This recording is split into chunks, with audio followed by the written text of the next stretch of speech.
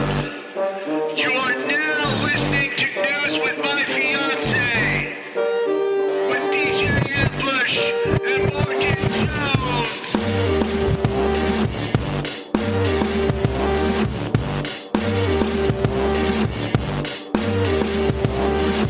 Jones. Just got a text. Thank you so much for that text. I had the on-air button on the wrong studio, so you guys didn't hear any of my banter just now. So I'm going to have to run it all back. It really is one of those mornings. It really just is one of those mornings. Okay, so this is going to sound weird on the podcast, but you know what, Kyle? Leave it in. Leave it in. Good morning, everyone. Welcome to News of My Fiancé. DJ Ambush here, flying solo because MJ is out with a serious neurological event. The migraine is migraining heavy today, super heavy today. Shout out to the text I got already letting me know that, we were in the wrong, you guys weren't hearing me. So I'm going to repeat what I said earlier, which was, hey, you guys are the co-hosts today. Yeah, it's going to be a lot of back and forth with me and you via text, whoever texts in today. We do have our stories written, so I'm going to run through these stories, but you guys are going to be a lot of the engagement and dialogue and play a huge part in today's episode. Man, was there anything else that I said that I need to repeat now that we're on the air? I'm not sure, but I do remember, man, that's what I was saying. I was in the middle of talking about how long my Thursdays usually are. My morning started off really weird in the way that I woke up like 4:47. We usually don't wake up. Morgan wakes up at 6 every Thursday. I wake up at 6:30. And you know what? We start the show at 7:30. So I just need that hour. MJ wakes up at 6 and usually, gets her coffee and gets started. I woke up at 4:47, went to the bathroom, came back, laid in bed for like an hour, could not get back to sleep for the life of me. Just couldn't. So I'm like, okay, all right, this is what it's going to be. Thursdays are already super long days for me. I guess I'm just going to go downstairs and get started. So I've been up since 4:47. Congratulations to me. It's not a prize that I wanted to win at all. I don't like it. But I do hope, you guys have a better day, a better start to your day than I hope you guys are rested well. All right, so going through these texts, hearing nothing after the music intro. This is what I'm talking about. The co-production, the cohesiveness, the collaboration in which we do this show. You guys will let us know, hey, you're doing it wrong. Nothing's happening. Good. I missed nothing. Yes, you missed nothing. You missed nothing. Oh no, hope Morgan feels better quick. Yes. Yes. This gift is hilarious. I did not understand the assignment. And then we got another one. That migraine needs to mind its own business. Feel better, MJ. It does. It does. It really needs to mind its own business. We don't have time for this crapola. We got a busy weekend, We're hosting My People's Market Saturday and Sunday. There's something going on Friday. I'm hosting Members Night at Tomorrow Theater both tonight and Friday. I think MJ's recording a new episode of Unrefined Sophisticates on Friday. There is a lot going on. No one has time for all these migraines. All right, no one has time for all of that. Plus, just life outside of work. Just want to be comfortable and not be dealing with sharp pains all over your brain. So, yeah, super sucks.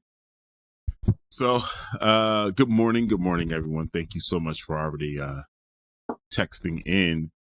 A couple of things before we jump into the stories. I don't know if you guys have been seeing this.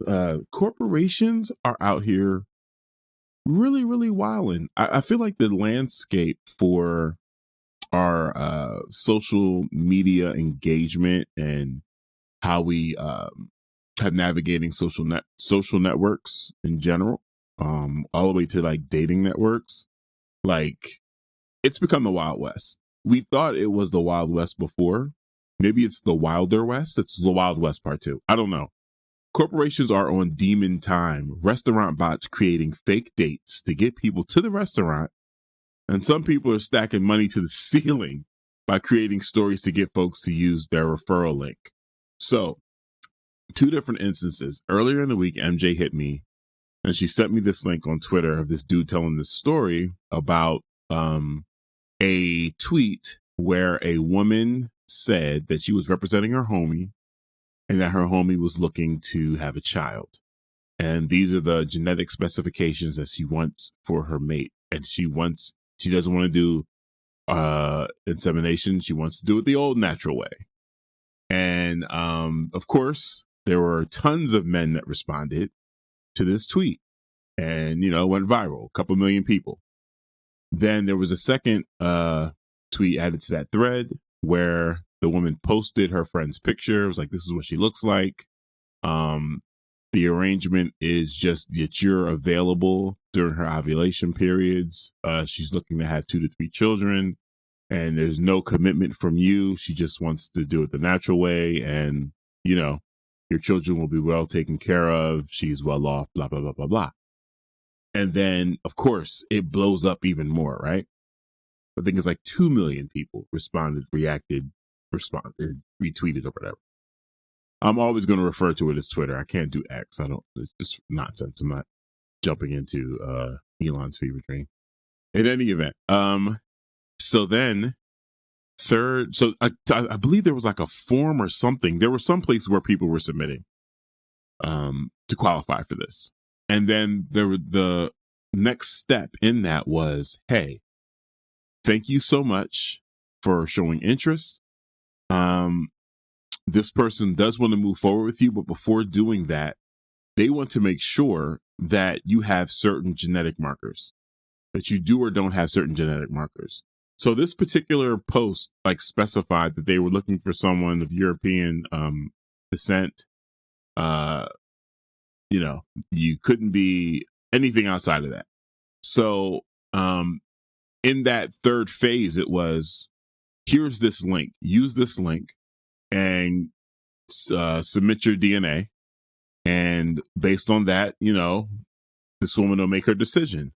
And the link was a referral link to, I think, ancestry.com or one of these DNA spots. It was a referral link. And what we ended up finding out is that this person got, I believe, $20 per referral. The person who shared this story with the rest of the internet started out by saying, here's a way to make $20,000 in a week. And they said, mind you, it's totally unethical. It's a horrible thing to do. But this is what happened. And they told that story. So imagine you've got men all riled up and ready to go. And, oh, yeah, I'm going to be able to, procreate with this random person. And it's just going to cost me, whatever. I just got to get my DNA ran and I'm good. Cool. Whole time, the person who started this scam, $20 per referral. Yeah, that's happening. I would not have ever imagined something like that would happen. And it's probably news to you guys too, or maybe it isn't. Maybe you've already seen scams like this taking place. But good grief, what? Anyway, so then the other one that I came across, so she shared the story with me. I said, I got something for you. I got something more betterer. So apparently restaurants are creating dating profiles. Follow me. So whatever you're on, I don't even know what the dating apps are anymore. You're on a dating app, right? And you match with someone. And that person's like, all right, cool. Let's go on a date, man. Let's get some drinks or let's go have dinner. And you're like, cool. All right, great. Yeah, excellent. And they choose the restaurant and they set up the reservation. So, you get dressed, you put on your Wednesday's best to go on your date, and you get there and you got stood up. You're sitting there, you're waiting, and you're hitting the person back and you're like, what's this happening? Why is this person not showing up or even responding within the app? and they just don't show. So now you're at this restaurant, you're dressed, you're hungry because you were prepared to come eat, and then you just order some food and have a meal. Who wins here? The restaurant. Because now it's just tricking people to show up for dates that aren't real so they can have customers. I mean, and these are, in some of these cases, these are bots pulling this off, but I mean, wow. Has anyone ever heard of anything like this before? Better yet, do any of you think you may have been a victim of this? Cause, bruh, completely caught me off guard. I was just blown away. So these are some of the, what's the word I'm looking for? This is the route. This is how desperate things have gotten. This is how manipulative some of these corporations and businesses are right now. Here's the thing. And we talk about this a lot when it comes to the retail experience and the whole retail theft myth of how, that's affecting these larger corporations. The model has changed. The in-person model and the way we engage with customers has changed. Amazon played a huge part in that. The pandemic played a huge part in that. Businesses like Temu, Shein, all the rest. I can't even remember what the other apps are, but there are so many different ways to shop right now that your retail experience has to change. It's the same thing with restaurants. I am not going to go to a restaurant if I'm not going there for the experience, the ambiance, this like what that restaurant can provide me. There's a Mediterranean restaurant, or no, Lebanese restaurant, not too far from our office downtown. And I go there a lot because I enjoy the food thoroughly, and the staff is amazing. I can't DoorDash that staff. I can't DoorDash that experience. I can't DoorDash my seat that I sit in every time when I go there, when I'm in the window, people watching and having great food. You know what I'm saying? But if you're not doing anything to enhance the customer's experience, yeah, man, that's what's going to happen. People are going to dip out on you. Things are going to change. Absolutely. So watching, Target and Walmart and all these other retailers make up and just, create reasons why they're closing stores other than their model doesn't work anymore. It's wild to watch it. And now we have restaurants pulling things like this. Dude, I can't even imagine how long this scam's been running before anyone caught wind. Really. Like, good grief. Yeah, not are you a victim of dating scams? I want to know. Yes. Also, Morgan, feel better, sis. Get that magnesium. It's life-changing. Okay. I think we actually have some magnesium drops at home. Maybe I should shoot her a text to try the magnesium. But yeah, that's right. That's right. That's where we are. When Ambush is flying solo, I'm asking you guys about dating scams. But no, I promise you this was part of the show. I'm not going off on too many tangents today. Also, in other things happening before we get to the news stories, my hero, George Santos, man, he's a Jedi of sorts. House will vote on expelling Santos today. And he's fighting to the bitter end. George is like, hey, they're just mad that I made it in here. He's being super sassy. They're just hating. If I told you about all the scandals that they have going on, like, I've never seen this consistent degree of hubris. Like, it doesn't matter what evidence they have, what he's up against, what the face of what camera, what microphone, it doesn't matter. George does not break form. He is classic supervillain. Of course, I'm going to love that. Do I love him at all? Absolutely not. He's despicable. He's a despicable person. It's extremely entertaining. But it looks like it's going to be a wrap. I do honestly believe, though, I'm not sure how this works if you're expelled. He's going to run again. The other thing is, he's facing criminal charges. So this is my prediction for George Santos, for Sassy Santos. He's going to get expelled because the Republicans are finally over him. He has these criminal charges that he's facing. That's not going to go well. He's going to do his time. He's going to get out. He's going to drop his book. He's going to end up on Dancing with the Stars. Maybe definitely going to host a podcast. Might end up on a right-wing network. George is not going anywhere. We have been cursed with Santos for the rest of our existence. Completely.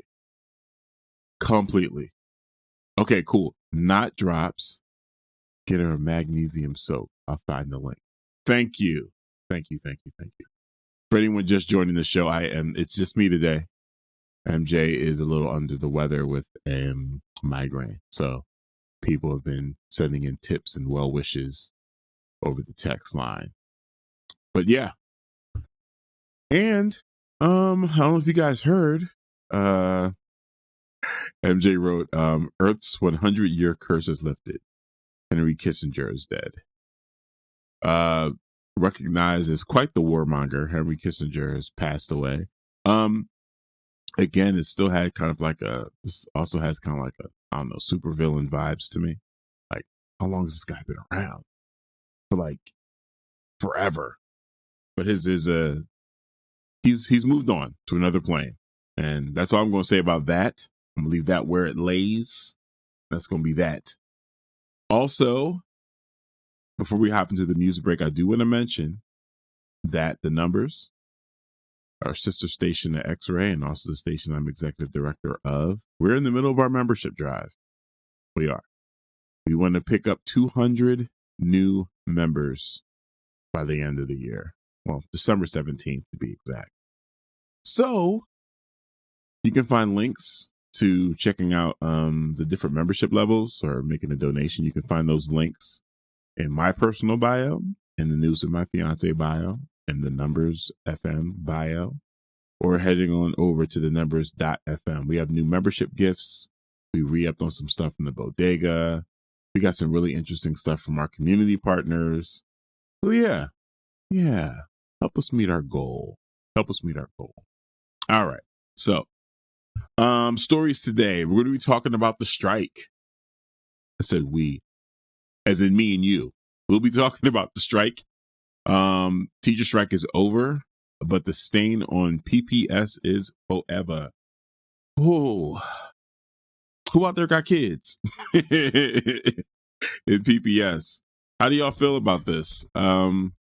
I got a couple more questions on some real, because the decisions that have been made in order to make up for the 11 makeup days that the kids missed. Oh, the solutions that they've come up with are nonsensical, completely.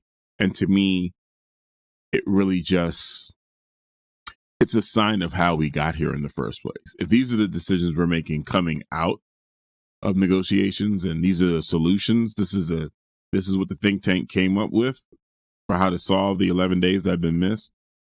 Well, Nelly, we are in for some more foolishness. And on a national stories, looking back at it,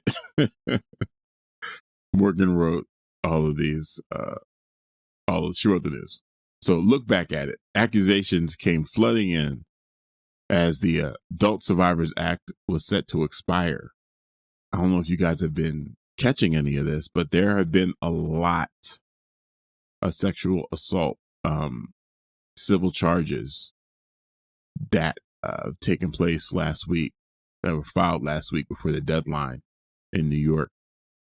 So Yeah, we're going to be talking a little bit about that. But first, we're going to hop into this music break. Thank you again, everyone that's been texting in. Again, you are my co-host for today, Fiancés. So it's going to be a lot of chatter back and forth with you guys. But we're going to hop into these two stories after our music break. All right, catch you on the other side. And we back. Welcome back to News My Fiancé with DJ Ambush. Morgan Jones is out this morning with a migraine. So you just got me. You got me. I'm gonna give it to you. Much like X, gonna give it to you. And you're gonna be fine. Shoot us a text at 971-220-5979. That's 971-220-5979. Let me get this in here. You're listening to X-Ray FM at KXRY Portland at 91.1 and 107.1 FM, and in Nehalem, Wheeler, Manzanita, Rockaway Beach at 91.7 FM, streaming online everywhere at xray.fm. All right, let's get into it. Ooh, no school November has been cut short. After weeks of negotiations, Portland Public Schools and the Portland Association of Teachers have reached a 3-year labor contract. However, with the dust settling, questions linger on the impact of the agreement. It's been a tumultuous journey, but teachers are back in the classrooms following the month-long strike. The ratified contract, costing around $175 million over 3 years, addresses various concerns, including compensation and class sizes. The contract includes 14.4% compounded increase, includes a 14.4% compounded increase in teacher compensation over the next 3 years.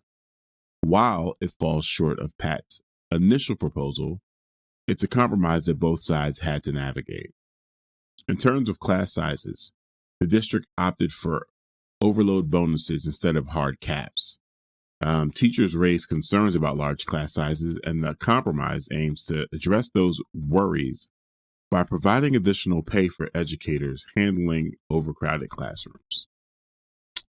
So it's like, we hear you on these classrooms being overcrowded. Not too much we can do about it or plan on doing about it, but here, take some extra money per kid over the decided amount of how many children you're going to have in a classroom. I mean, not that has anything to do or any effect on that child's learning experience, right? Just throw some money at that. Teachers voted overwhelmingly in favor of the contract with nearly 95% approval. However, there is a sense of both relief and concern among educators. The contract is seen as a win, but there are worries about the financial sustainability, with the projections of $130 million in cuts over the contract's duration. Many students and parents are voicing mixed sentiments. While happy the strike has ended, they're big mad over changes to the school calendar. Winter break has been cut by a week to make up for lost class time, a decision that doesn't sit well with some. Students express feeling excluded from the decision-making processes and are circulating a survey proposing alternatives, such as extending the school day or adding an extra week in June, which to me makes the most sense. During a recent school board meeting, these concerns were acknowledged, but the approved calendar, including the shortened winter break, remains in place. The contract addresses concerns about class size, committees proposing a compromise involving impacted educators, school teachers, and sometimes parents. It's a nuanced approach aiming to balance the needs of various stakeholders. There are also provisions for additional planning time for teachers and a commitment to addressing issues like extreme temperatures, mold, and pest management in schools. The district anticipates budget cuts around $130 million, prompting concerns about the potential impact on support staff and substitute teachers. While the specifics are yet to be determined, the hope is to minimize the impact by eliminating open positions and cutting programs rather than resorting to layoffs. Okay, so, any of y'all got kids? Anyone have children in PPS? I'm curious as to how this affected you. How did you make out during during the strike? What did you do for childcare? How'd you navigate that? For us, we have a junior and senior, so it wasn't too tough. But I'll tell you this much.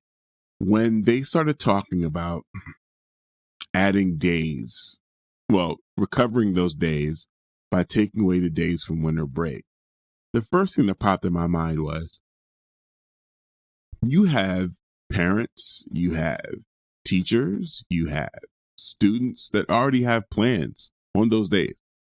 Like, flights have been purchased, rooms have been booked, Airbnbs have been booked. Why would that be the solution? To take away a week from winter break, as opposed to trying to make up that time at the end of the school year? Because here's what I'm thinking. Teachers are extremely resourceful.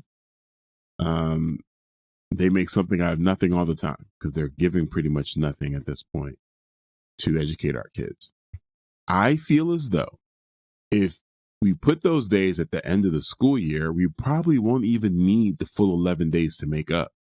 You know, there are adjustments that can be made to the curriculum to catch up on some of the lessons that were lost, and less days will be required for the makeup.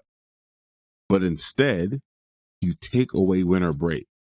And here's the challenge with that. If parents and teachers have already made plans, do you think they're going to, what is attendance going to look like during this winter break? In all seriousness, what's attendance going to look like? It doesn't make any sense. It makes zero sense to me. One of my colleagues said, they work in education, and they've been talking to some substitute teachers, and they said that some of their homies that are substitutes have been like up to their neck in requests from teachers that are like, hey, I need you to cover me during the break because I've got plans. Like, this is their words I want to use, but the FCC. It's madness. It's utter madness. It's chaos. Like, PPS is behaving like a chaos agent right now, a chaos agency, if you will. Yeah, I don't get it. Someone text in, I have kids 10 and 14. I am a mess. I'm digging myself out of a relapse into a 2020 kind of languishing. Yes, that was the other thing. I spoke to another one of my homies that's got children, and I think his kid is like 9 or 10. And the strike pretty much has them like, hey, I'm good. I'm chilling. Like, not really thinking about going back to school, Pop. I'm cruising right now. I'm loving all the time I get to spend with you. All the time I get to spend at home. Yeah, man, we're still dealing with the effects of the pandemic. We're still dealing with the effects of getting kids reconnected. And to have something like this happen, and the solution again being, we're going to take your winter break away from you. I remember winter break being one of the most exciting things for me as a kid outside of summer break. You got Christmas, you got New Year's. That time in between Thanksgiving and Christmas was like, psh. I mean, it's school, sure, but what are we really learning? We're just biding our time, waiting for winter break. Yeah, give me some of that. And now you're taking it away. Makes little sense to me. Little sense, very little sense. Another text. That week of winter break is going to be like an understaffed daycare. I'll be happy to be rid of my kids, but they aren't going to learn anything that week. Precisely. And for leadership in Portland Public Schools not to understand that, to me, that oozes of unqualification for the position. Like, that's wild. That's really, really wild. Let's see. Got another text. Hey, long time listener, first time texter. Mm-hmm. 2 questions. How British should MCU's Blade be? Very or very? Also, who should play Dracula? Hugs and kisses, Rudes dudes. Rudo, good morning, Rudo. There you go. Coming out of left field. Morning, Rudo. It's just me. It's just me. Your other fiance. Your other fiance, MJ, is home with the migraines. I will answer these questions, though. How British should MCU's Blade be? None. I don't want to see Mahershala with an accent. So what are we doing? No, let's leave it alone. Let's leave it alone. Who should play Dracula? That's a good question. And what version of Dracula are we going to get? And is Dracula confirmed? Rudo, I need these answers. I need all these answers. These questions and more. Give me the deets. Let me see. PPS is not a serious institution. Another text that just came through. Yeah. It's not. It really isn't. There was a issue brought up during negotiations where they were saying that they didn't want input from parents. I forgot what the policy was that they were discussing, or was it just in general? They wanted to be able to. They thought that some of the decisions were best made by teachers and by the school board, and they wanted to limit parental input. And I'm just like, you guys aren't looking like the pros right now. This is looking pretty amateurish. Like, do you have kids? I can't really tell. What would make you even think that this particular decision makes an iota of sense? And I'm so curious as to how they're going to respond to this, right? Someone texted earlier and said, it's going to be like daycare. Yeah, like, how are they going to respond? How are they going to respond to teachers not showing up? Having a shortage because there aren't enough substitutes to cover everyone? Kids not being there? Like, what do we, is it really going to serve its purpose? Having those makeup days? Like, yeah, I don't know. We look at these bodies, these governing bodies, and we rely on them to create not just a sense of normalcy, but that a healthy and truly beneficial atmosphere for our kids to be in. And what we're seeing from leadership right now is ghastly. And it's really, really, it's embarrassing. It's just embarrassing. I'm not going to try to find any complicated way of saying it. This is embarrassing, y'all. Y'all should be embarrassed. This makes no sense. You're doing this out loud for all of us to see. I don't think this as many people that are paying attention now to PPS have ever paid attention this much to PPS. Of course, historically, this is, the first strike, and it lasted a good amount of time. But understand now, PPS, that we're all looking, we're all paying attention. You've got all eyes on you, and this is the type of decision making that's happening there. I don't know, man. It's rough stuff. Pretty rough stuff. I think we're going to hop into another music break. Apologies for the delay last time when getting you the good tunes. There was a little bit of a technical difficulty on my side. But yeah, we're going to hop into another music break real quick. Give me one sec. I know what I want to play. I'm going to find that. Oh, yeah. Little Katra. That's what we're going to do. All right. I will be right back. On the other side, we'll be discussing our national news story. All of these sexual assault charges and cases, these civil cases that are being filed. Putting some understanding to that. Welcome back. Welcome back. This is News of My Fiancé with Morgan Jones and DJ Ambush. I'm flying solo today. MJ is out with the migraine for anyone just joining us. So before the music break, we were talking about PPS. And what we were talking about the strike being over.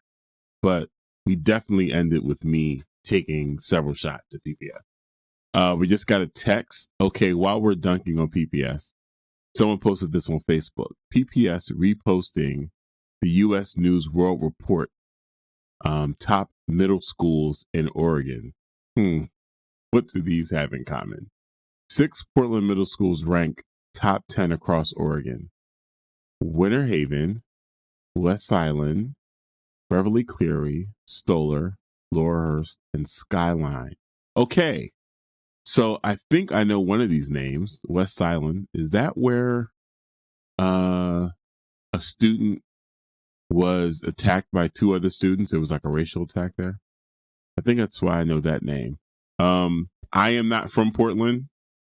I've only been here since 2016. So please, the person that texted, you tell me, are these, what is it significant? What's the significance of these particular middle schools? Someone tell me, is it based on the areas that they're in?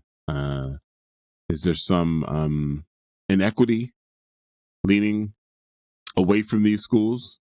Are they getting more resources? Are they getting better, equipment, teachers? What's happening with these schools? Why are they ranking the top 10? Where are they located within Oregon? I'm going to run the list down again. Winter Haven, West Island, Beverly Cleary, Stoller, Laurelhurst, and Skyline. Any Portland originals, please let me know. What do these schools have in common? I'm here to be educated. PPS.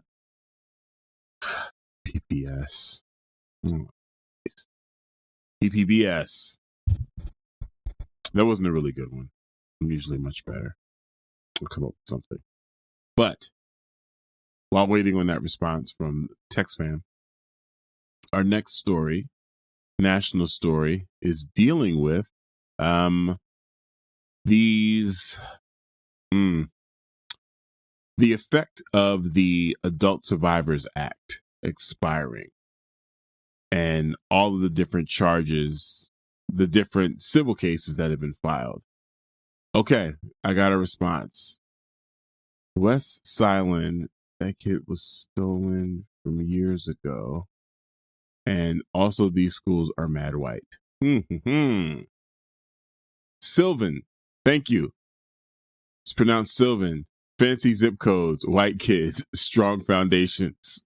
That's what we thought. Okay. I didn't want to assume. More text. They get all the resources. Okay. These are very white neighborhoods. They're getting all the money. Okay. I just didn't want to assume. Sylvan. There we go. Yeah. Oh, okay. Cool.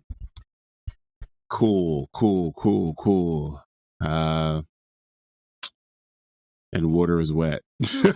Like, yeah, man, I bet they're going to rank pretty high. If they're getting all the resources, why don't we want all of our schools to rank high? Why don't we want that for everyone? What's it going to take? I just don't understand why that wouldn't be the desire from the gate, that Oregon just has the best schools across the board and not just in predominantly white neighborhoods. I just don't get it. I don't get it. I don't know. So yes, hopping into the Adult Survivors Act story, I'm going to run down a list of not everyone, but some notable names that have had lawsuits filed against them during this period.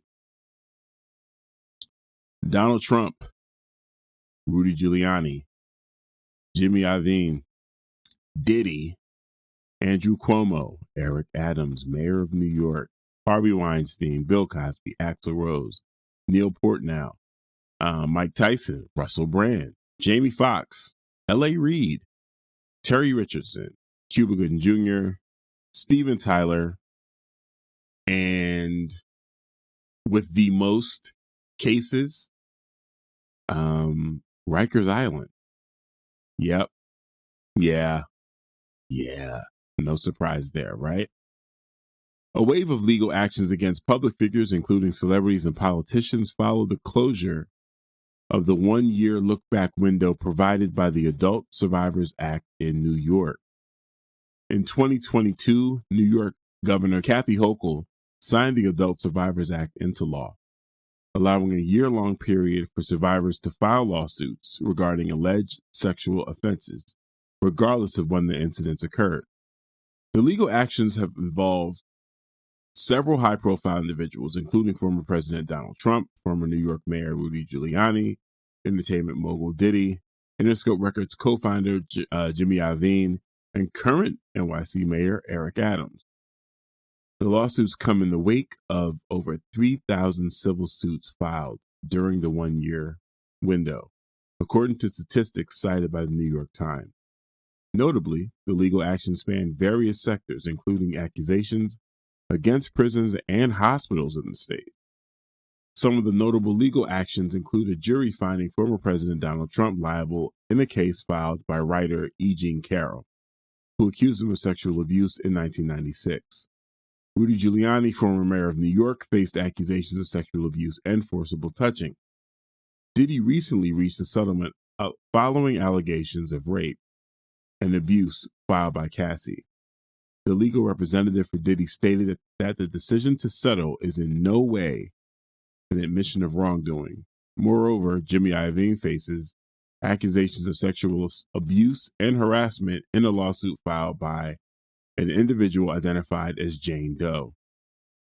The legal actions also extend to other public figures that I named earlier, such as Harvey Weinstein, Bill Cosby, Axl Rose, Mike Tyson, Russell Brand, Jamie Foxx, and more. These individuals face various allegations ranging from sexual assault to misconduct. The legal landscape is evolving rapidly as survivors exercise their rights under the Adult Survivors Act. The impact of these lawsuits extends beyond the individuals involved, raising questions about accountability, justice, and the broader societal implications. I want to get this point out before I forget. Mark Lamont Hill has been just pumping out content.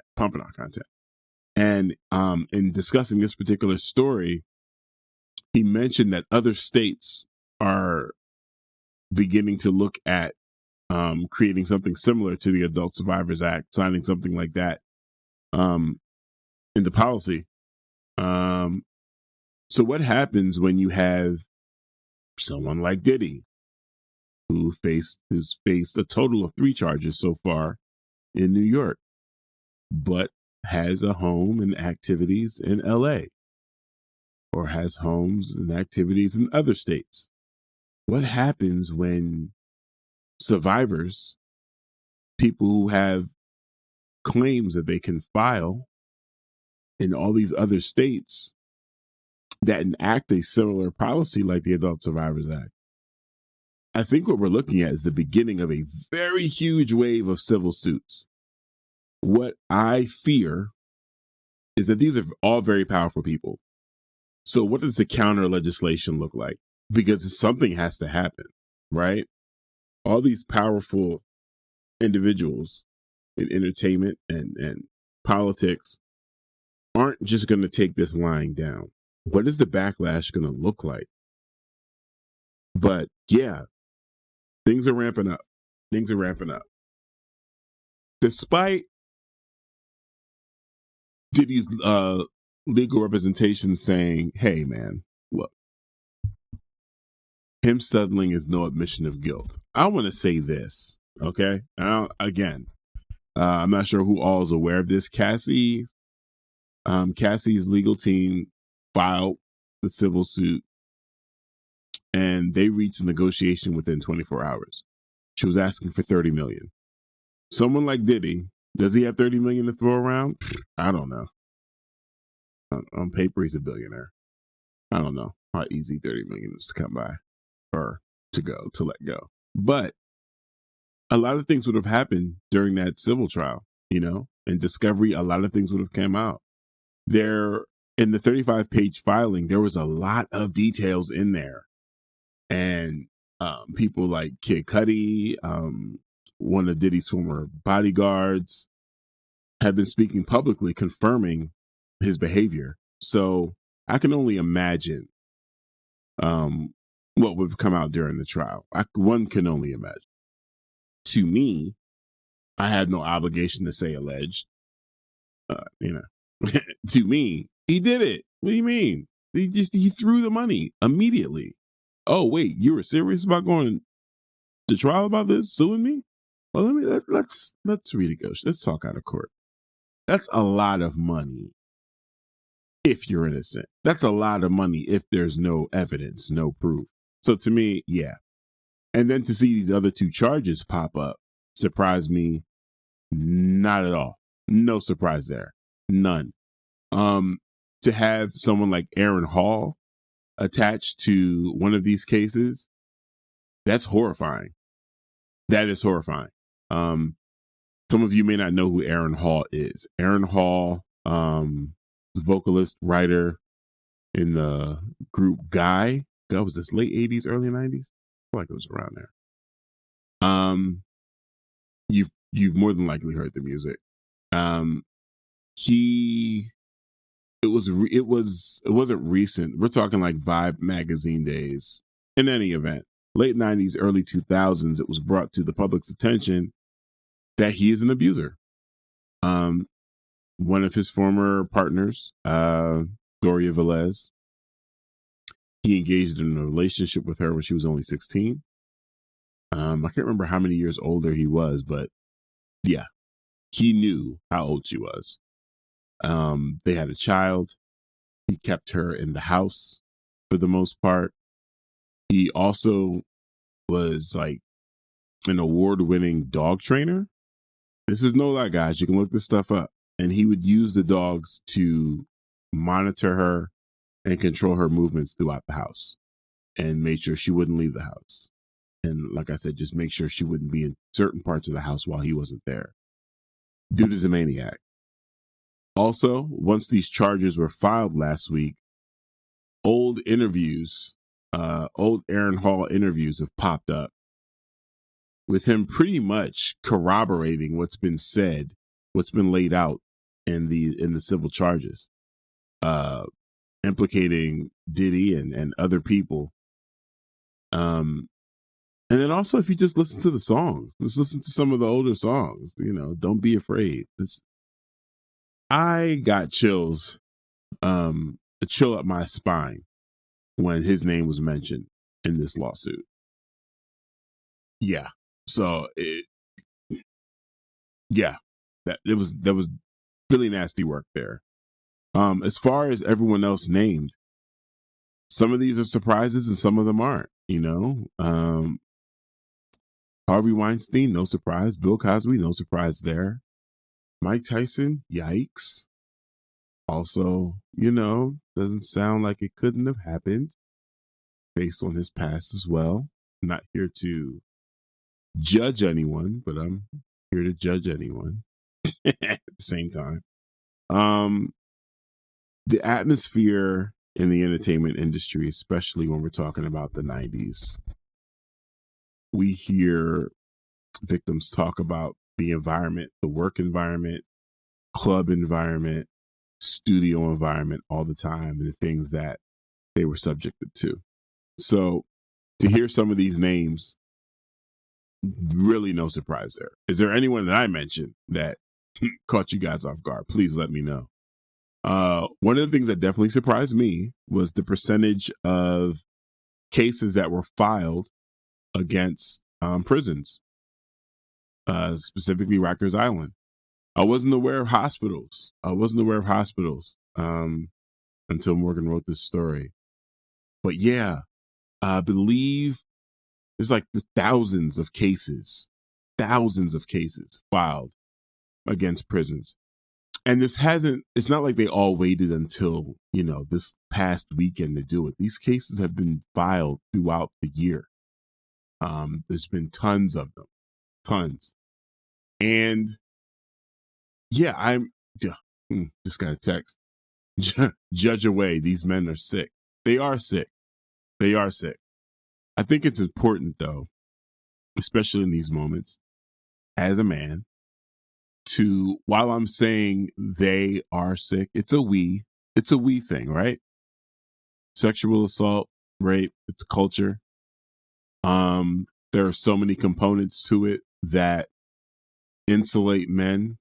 The way we respond, react, and ignore these situations as men is that there's always that, that initial urge to be like, well, I would never, and not all men, and those guys are sick. However, statistically, you are in community with men like this. Statistically, this type of behavior may also be in your background, right? Not all of us are as enlightened as we are today. Growing up in a society that teaches men that women are trophies, and it's our job, it's our duty to manipulate women to get what we want out of them. I reference Pepe Le Pew a lot, but going back to Pepe Le Pew, we've been conditioned. We have been conditioned.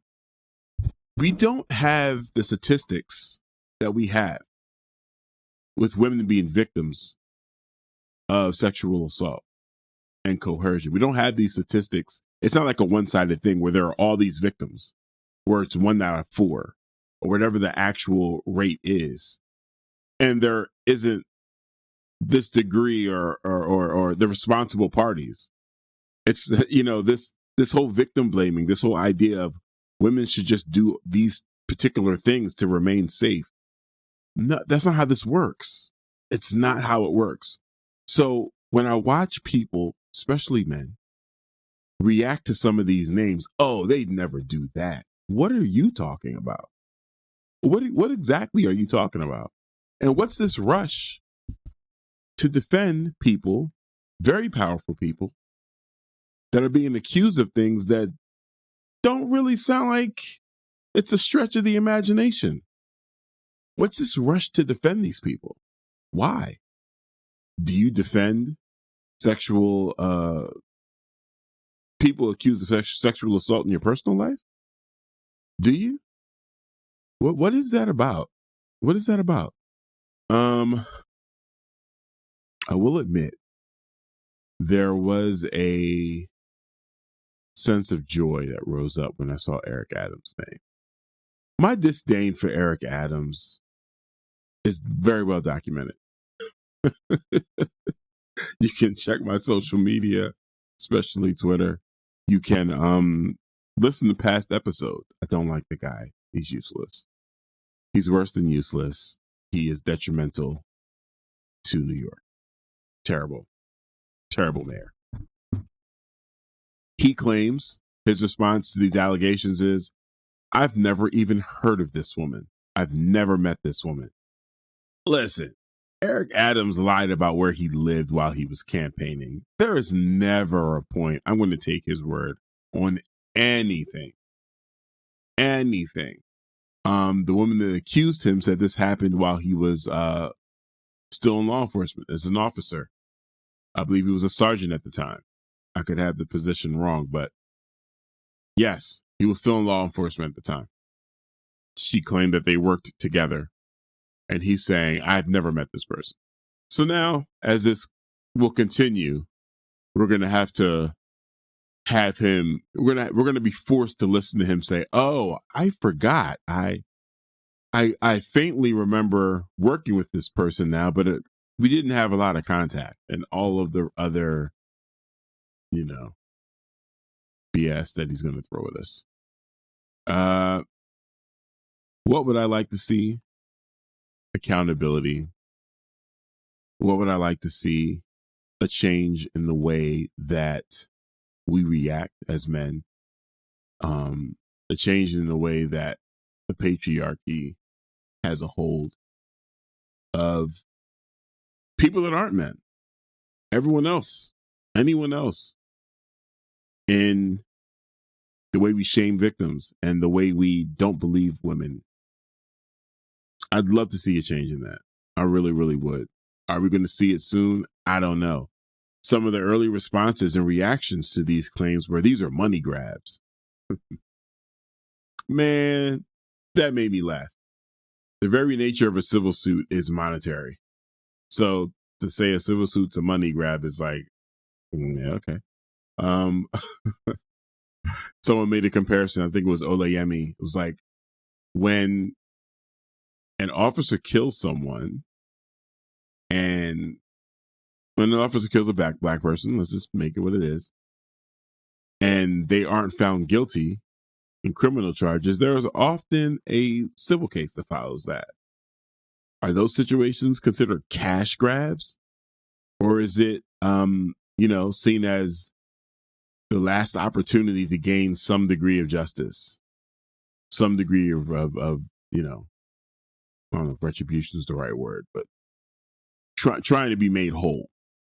So why is it that when we're talking about sexual assault survivors and them filing civil suits, it's purely a cash grab? It's about nothing but the money. And I'm going to be honest, who cares? Who cares if it's only about the money? Who cares? They're due that. They are due that. I think, stepping back on Diddy real quick, I'm not sure how much longer he's going to be a billionaire. Just with these two lawsuits here, the two latest lawsuits in New York, and then any lawsuits that may be popping up in other states, as they too begin to explore enacting a similar law for a period of time. It only takes a year, man. Just leave it open for a year. See what happens in California. The dragnet of cases. But yeah, I'm curious. Did any of these names surprise you guys at all? Did I mention anyone that caught you off guard? For anyone just tuning in, we are talking about the Adult Survivors Act and the many cases that were filed. I ran a list of names down in the beginning of the story. I'm going to run them down again. Donald Trump, Rudy Giuliani, Puff Daddy, Jimmy Iovine, Andrew Cuomo, Eric Adams, Harvey Weinstein, Bill Cosby, Axl Rose, Neil Portnow, Mike Tyson, Russell Brand, Jamie Foxx, L.A. Reid, Terry Richardson, Cuba Gooding Jr., Steven Tyler, and Rikers Island. Any of those names catch you off guard? I'd love to know. I'd love to know. We're going to hop into another music break right quick. And we will be right back. Yeah, that was Matt Theatric. I don't know. I was just in the mood for Black Panther. Kind of Forever soundtrack. I'm sorry, guys. It's just, I don't know. It's where I was. Welcome back to News with My Fiancé. This is DJ Ambush. Shout out to the squad that always shows up at No Request, me and Cliff's boom bap party over at White Eagle Saloon. Shout out to them. They're also loyal listeners. You guys are amazing. Shout out to everyone that, participated in the conversation this morning. Helped me carry the show via text. My fiancés were the co-hosts. You guys are amazing. Shout out, shout out. We got another text that said, I had no idea about Cuba Gooding Jr. dropping like flies over here. Yeah, Cuba wasn't a surprise to me only because the last time I heard his name was around a sexual assault charge. So a new one being filed against him and a new civil suit being filed against him didn't surprise me at all. I was like, oh, Cuba again. Cool. It is strange. It's a strange place for me as a black man, looking up to a lot of these black men when I was younger, my teenage years, my elementary school years, my adolescence, seeing these men being really proud of what they were doing, not knowing the entire time the things that they were actually doing. So yeah, it's had a profound effect.